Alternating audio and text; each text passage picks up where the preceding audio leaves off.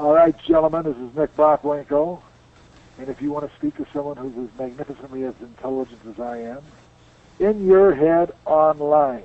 Can't be any better than that if they can get into your head and you're online. That was something the Freebirds like to do. I don't want to say nothing bad about them, but they were always not what's his name, the one that's in New York. Michael Hayes. Yeah, not Mike so much, but that Buddy and that boy, they were always drunk. I mean, like always drunk. It was great. I love Buddy Roberts. Mm-hmm. My kind of guy. I don't anymore because I'm too old, but I used to tip a few back when I was a kid too, man. We used to drink like crazy. Yeah. And, Michael Hayes was intelligent enough. He was in the driver's seat. He did exactly what the Von Erichs needed. The Von Erichs, you know the Von Erichs, they were good. They drew money, but they were far, far from, like, technical. You know what I mean? Mm-hmm. A lot of kicking, and they had that Texas street match and all of that, and they were very good at that kind of stuff. And that's what Michael Hayes capitalized on. He said, hey, you guys don't want to do traditional hip tosses, traditional arm drags, and headlock takeovers? Then let's have these boot matches. We'll kick the shit out of each other.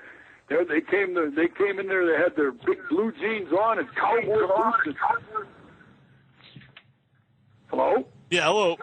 We're just anyway, that was a good deal for them. The Freebirds did it. You know, they made a pile of money with the Von Erichs. Oh yeah. Yeah, we got a caller on the line here. I think they have the show playing in the background, so we're getting a little feedback. All right. Who is this? Who's this caller? Raven Effect. All right, Raven, do you have a question? Yes. Would you ever wrestle Raven in a hardcore match? Okay, what was the question, sir? He wanted to know if you'd ever wrestle Raven or if you've ever done hardcore matches. Raven. For the WWF. Yeah, he was pretty big in ECW. Oh, okay. Well, yes, I wrestled Bobby Heenan, as a matter of fact, one time up in Winnipeg in a cage match. We tore our heads open, bled like stuffed pigs. I wrestled Garvin. Give me his first name. He was a friend of the Freebirds. Jimmy Garvin. Jimmy Garvin. Yeah. I wrestled Jimmy Garvin all over Texas. It seemed like we went from one town to the other, and every goddamn night we were in a cage. We beat the crap out of each other. And as far as, like, hardcore, well, I wrestled Buddy Roberts in one of those matches where you wear all your street clothes, and then you got a chain hooked up to your wallet. So I had one of those with him. Now, that was kind of before all this stuff they got nowadays, you know what I mean? Mm-hmm. So I did that, and I've been in a couple of my own. I've had a half a dozen or so cage matches up here, too. But I get a little too old for that kind of stuff. But I guess if the money was right and the position was right, hell yeah, I wouldn't turn away anything, you know. Yeah. What was the Sportatorium like in Texas? Did it have like a special field? I left Minneapolis, okay? Mm-hmm. And, well, whatever, it took me a day or two to drive down there. And I got down there about, like, on Wednesday, I think it was Wednesday, around, like, 2 o'clock in the morning. So I'm driving around looking, because I wanted to get a hotel nearby the Sportatorium. And I drove by it, like, you know, I don't know how many times before I realized that condemned barn was the Sportatorium. But it was fun, though. I really liked it there. Mm-hmm. That was good. I mean, so anyway, I went and stayed at some Fleabag Hotel, and then I went down to the office on Thursday, and that night, if you watch, that's also on the internet, the match I had against Buddy Roberts, that was the first Thursday night I was there, and then the next night was Friday, and then I made my public appearance or my first shot at the Sportatorium. Mm-hmm.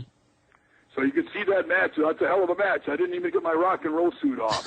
Yeah, I saw that. Actually, I actually watched that one earlier. Did you do a lot of matches where you didn't take that off? Not very many. A couple, I suppose. Yeah, just if they were quick, I would guess. Well, you know, I was my first match. They needed me strong, you know. Yeah. So I was strong. What was Fritz like? You'll enjoy this story too. I was down there for about a year. Oh boy, a year and a half, a year and 4 months, I guess. That Sportatorium, that Texas Stadium show, the Texas Stadium show where they had everybody was there. I think old man Fritz even wrestled with the Freebirds. I'm not sure. I don't remember. Yeah. But anyway, Ric Flair was there, and everybody and their mother was there. And that was, out of the year and a half, I think that was the only time I said more than, "Hey, Fritz, how's it going?" That's it. Never talked to him. That's the truth. Yeah. Hey, just I'm an easy guy. Just give me my money. Thank you very much. Right. When you worked for WWF, was Vince McMahon approachable, or was he kind of the same? Well, he was to me. Yeah. I remember the one night I was at the table. It was Vince, myself, Pat Patterson, Lord Hayes. Me. It was about 6 of us sitting around the table. I was telling them dirty stories and stories about Vern Gagne, and I had tears coming out of their eyes. So I guess I was all right. There's a couple of things that hurt me a little bit, I suppose. One is my size, one is my age, and one is I love the business, but I don't let the business run me. I'm kind of bad about it. I'm not very punctuary, I guess. So that reason, it's always hurt me a little bit. Mm-hmm. Kind of like the Babe Ruth story. Yeah. I drink a little too much, and the show starts at 8. Sometimes I'd come running in the arena like 5 minutes to 8. I'd have my boots weren't quite laced yet, and I had my radio in my arm, and a lot of the promoters didn't like that. Yeah. I'm sorry about it now, but that was 20 years ago. Get over it. Right. Yeah. No, there's Eric Bischoff, real young Eric Bischoff in the AWA. Did you ever think that he would go on to be like a big part of the business? I guess he's kind of a shyster. I don't know how he does that. Yeah. Yeah, I talked to him here a while back, as a matter of fact, because I want second generation. I want somebody to give my daughter, give her 1 year, give her 3 years, give her a break. She's second generation. She's a great worker. My daughter has a master's degree. She's gone to college. She did all of that. She's a school teacher. She's a high school school teacher. She does all my booking. She does all our posters. She does all our contracts. She's one of the, not only, like I said, we were making fun about it, but that's all right. Mm-hmm. She's pretty, and she's smart, and she can work. So why TNA or Vince hasn't called her is beyond me. And second of all, it doesn't make any difference to me. But if my daughter leaves and goes to another territory to actually work, my business would go right down the toilet. Mm-hmm. Oh, why is that? All the stuff she does for you? Or? Yeah, shit. I don't know how to run the computer. Are you kidding? Yeah. Yeah. Shit. She puts on the camcorder. I sit in my chair. That's actually that's an honest God. That's my living room there. Yeah. Where I'm sitting on the chair. Mm-hmm. I open the curtain all the way, and then you can see the office. If you turn the camera around, you're looking at the television and all of that. You know what I mean? Mm-hmm. And then we have an office, and then we have, we have a big house. I got like 5 bedrooms, and I got a 2-car garage. I got another car garage out in back.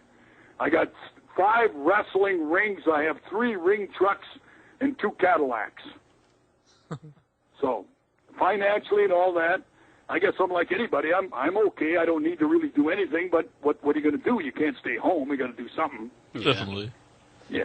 Now, I know you've tagged with Tito Santana, and you've tagged with Iceman King Parsons and other people. Who is your favorite person to tag with? Well, that's a silly question. My favorite tag team partner, the Crusher. We were in Omaha, Nebraska one night. I stopped at a filling station. I bought 8 brand new batteries, okay? Mm-hmm. Put them in the big boom box. I went down to Wally Pickle or somebody. He's a big famous old-time music guy. Roll out the barrel. I got a brand new tape. I stuck it in there, okay? Mm-hmm. Now him and I were walking from into the arena to the grandstand to the ring, and the people are screaming and hollering.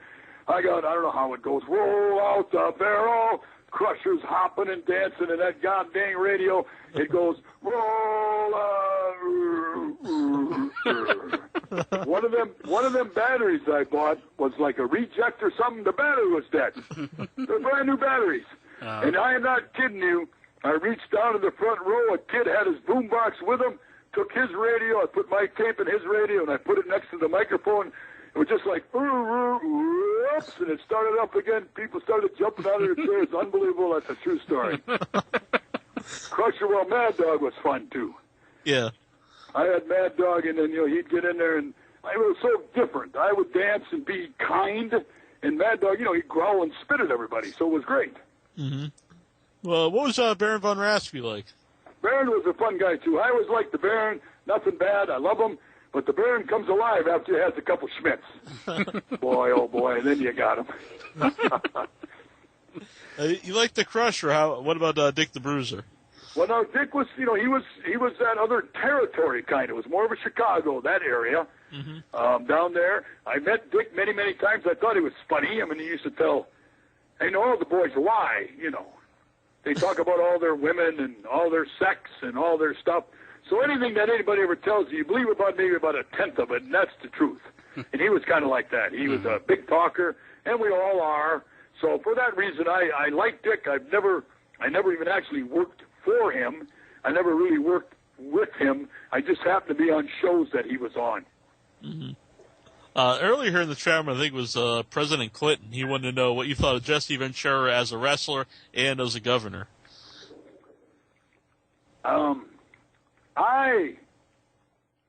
I personally like Jesse. Jesse's a good old boy, but Jesse's, I don't know what the word is, particular or fussy or something. Jesse has his buddies, and that's who he hangs around with. Jesse likes money, and who doesn't? Right. And he's for himself. And he's in that, that business. I sometimes wonder, well, was he the governor for the state of Minnesota, or was he the governor for Jesse the Body? You know what I mean? Right. I like Jesse. He's a good old boy, but he likes to have the bucks, and he likes to go and party and do all his own thing, and he's been successful that way. So God bless him, I guess. Yeah. What about the Hulkster, Hulk Hogan? Well, Hulky's odd too. I like Hulk too. He's never ever did me nothing.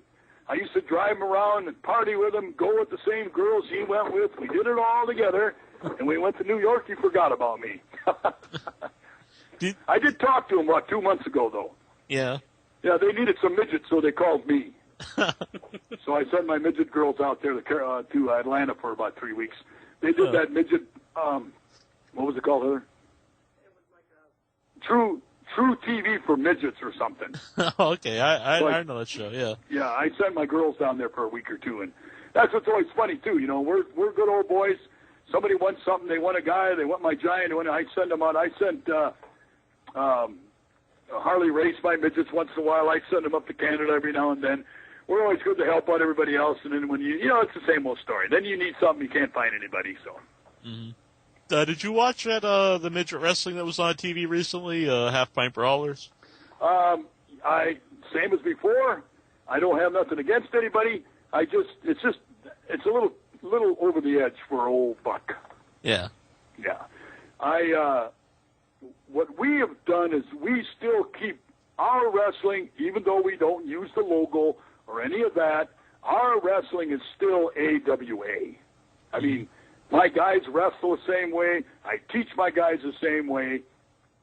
If there is such things as rules, we abide by, 5 cut on the ring, 10 cut on the floor, can't pull hair, can't do, that. Same identical stuff. Mm-hmm. So, of course, when we use our midgets, then you're still going to get the opening match will be the 2 young high flyers with the abs, with the drop kicks, and all of that. You with me? Yeah, get people excited. Okay. Right, good match, good stuff. Good wrestling. And then my daughter comes in and with the baby-faced girl, and she calls everybody hillbillies and toothless wonders and all of that, and they love that. That's your second match. Mm-hmm. Third match then is your 2 little midget girls. Fourth match then is rock and roll Buck Zumhofe. If I find some other old codger I can wrestle, that's your 4th match. 5th match is it's a good midget, good girl, good guy, wrestles bad midget, bad girl, bad guy, and a 6-man tag. Mm-hmm. That's your 5 matches. That's it.